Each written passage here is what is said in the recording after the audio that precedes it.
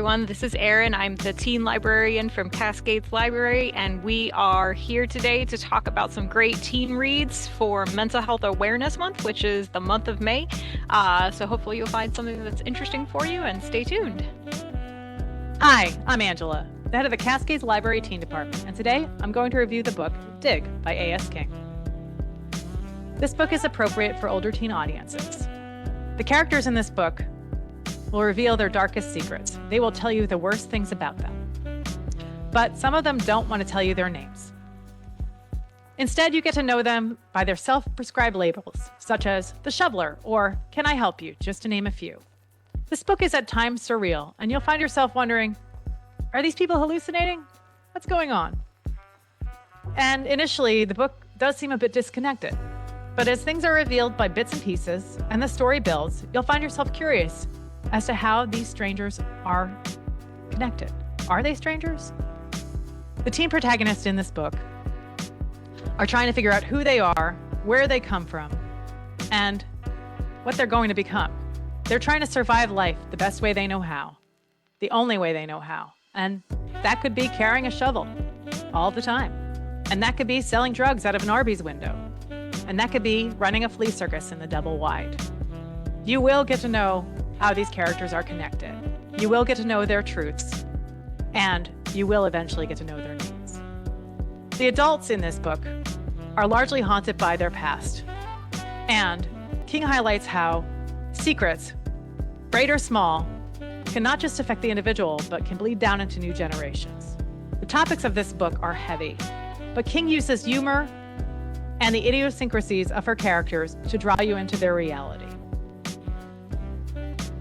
In the end, the puzzle pieces fit. It all comes together. And King argues that these characters are best served by not staying where they are, but in the face of problems that you can't just sweep away, you have to dig. Dig your way out of the past, your history, whether it be hate or white supremacy or depression or anxiety or loss. You need to dig and don't give up. In doing so, King also encourages the reader to dig. And this story highlights how everybody faces challenges, but everybody can also be okay. It encourages the reader to understand that we'll all struggle, but it's the struggle that makes things worthwhile. I hope you enjoy this book as much as I did. So the first book I want to talk about today is Darius the Great is Not Okay by Adib Khorram, and it is about a teen named Darius, if you didn't get that from the title. Darius is very into tea. He's very into Star Trek Deep Space Nine, which is my favorite Star Trek, so very pro that. He is also struggling with his half Iranian, half white identity, as well as his depression diagnosis.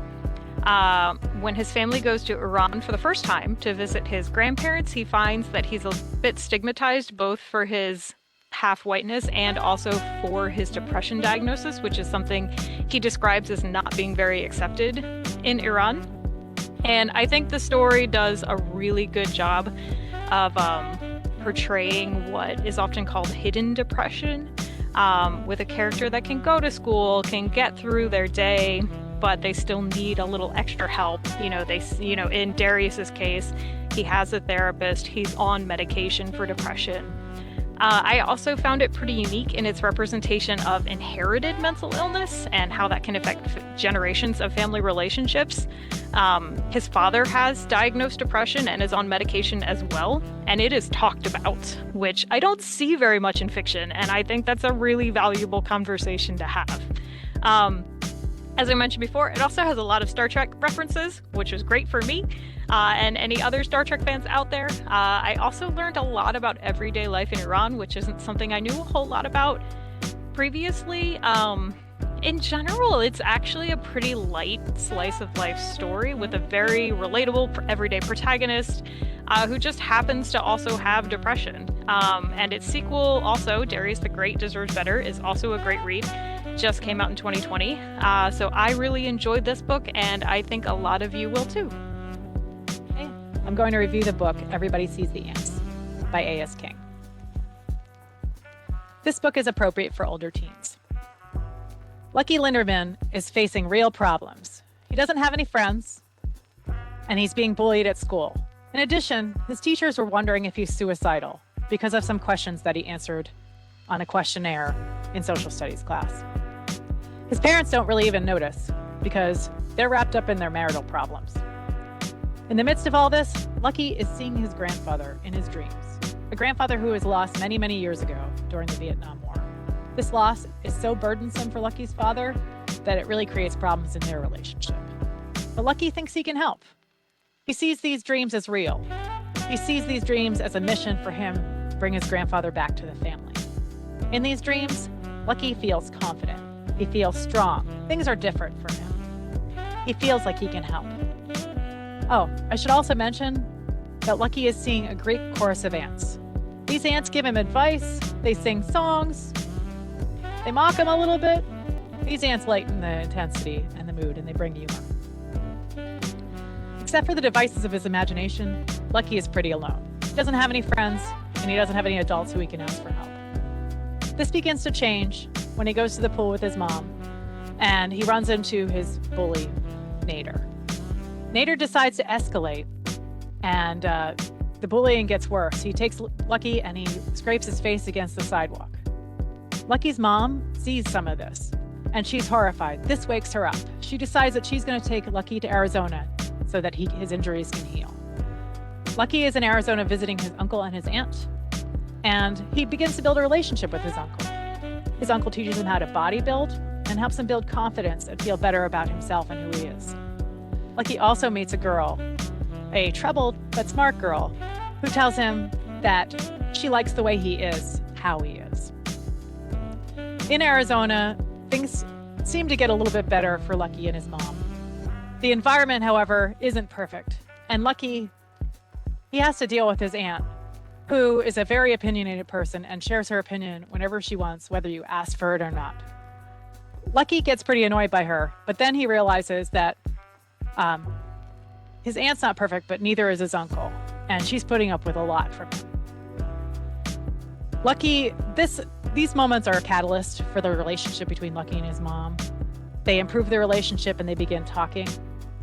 And Lucky and his mother grow closer. And when they go back to Pennsylvania, their family union is stronger, and Lucky is able to lay his grandfather to rest in his dreams. This book is about healing and connecting. It's about asking for help. It's about being comfortable with yourself. It's also about struggling and realizing that it's okay to struggle and accept yourself. Hope you enjoy it. All right, so the second book that I want to talk about is called The New David Espinoza by Fred Aceves.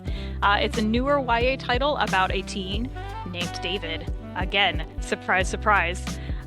David falls into the world of extreme bodybuilding and steroid use after a bully humiliates him at school.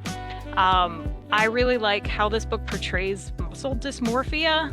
If you don't know what muscle dysmorphia is, it's similar to anorexia nervosa, except the goal is to be as big and muscular as possible instead of thin and small.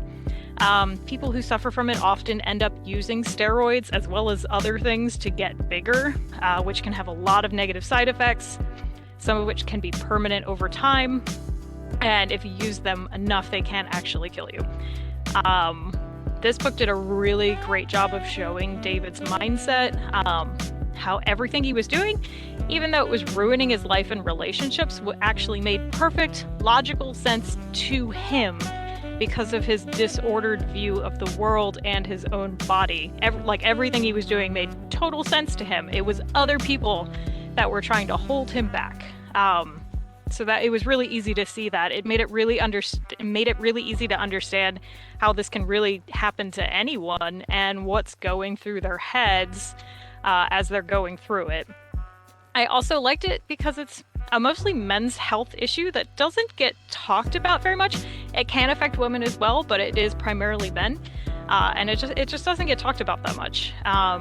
The author also has an afterword talking about his own experiences and struggles and how he worked through his own muscle dysmorphia. So I think this was a fairly personal story for him, and you can see that in the writing.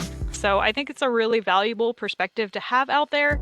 So again, I would very much recommend The New David Espinoza by Fred Aceves. And I think that's all we have for today. Thank you so much for listening. If you heard about a title you liked, check it out at your closest Loudoun County Public Library. You can also check out Hoopla or Libby and see if it's available there. And if you see any of us here at Cascades Library, say hi. If you read one of our books, let us know what you thought and give us some recommendations of your own. Thanks.